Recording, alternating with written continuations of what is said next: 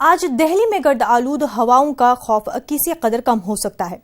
लोगों की फजाई आलूदगी से निजात दिलाने के लिए आज दिल्ली में मसनूई बारिश कराई जाएगी। महकमा मौसमियात की जानिब से कराई जाने वाली इस बारिश का अगर खातिर ख्वाह नतीजा बरामद होता है तो लखनऊ और दीगर शहरों में भी मसनूई बारिश कराई जा सकती है।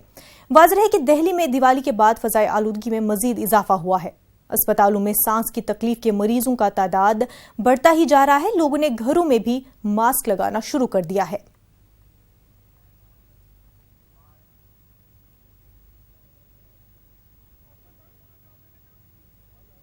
चार दिन गुजर जाने के बावजूद 10 बरस के दीपक का कोई सुराग नहीं मिल पाया है।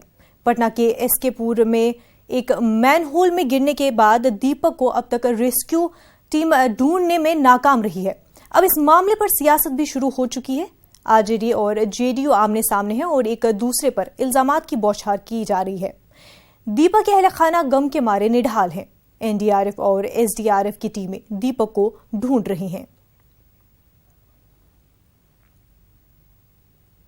भीमा कोरेगांव मामले में हकूक़ इंसानी कारकुनान गौतम नलखा और प्रोफेसर आनंद तेलन और पादरी स्टेन स्वामी को राहत देते हुए बॉम्बे हाईकोर्ट ने 21 नवंबर तक उनकी गिरफ्तारी पर रोक लगा दी है। भीमा कोरेगांव तशद्दुद और नक्सलियों से ताल्लुकात मामले में पुणे पुलिस ने इन सभी के खिलाफ केस दर्ज किया है। जस्टिस रंजीत मोरे और भारती डोंगरे ने तीनों की दरख्वास्त पर यह हुक्म दिया है। हाईकोर्ट ने कहा केस से मुतल्लिक बहुत से दरख्वास्तें सुप्रीम कोर्ट में ज़ेर इल्तवा हैं, लिहाजा सुप्रीम कोर्ट का हुक्म के इंतजार करना होगा। मुकदमे की अगली समाअत 21 नवंबर को होगी।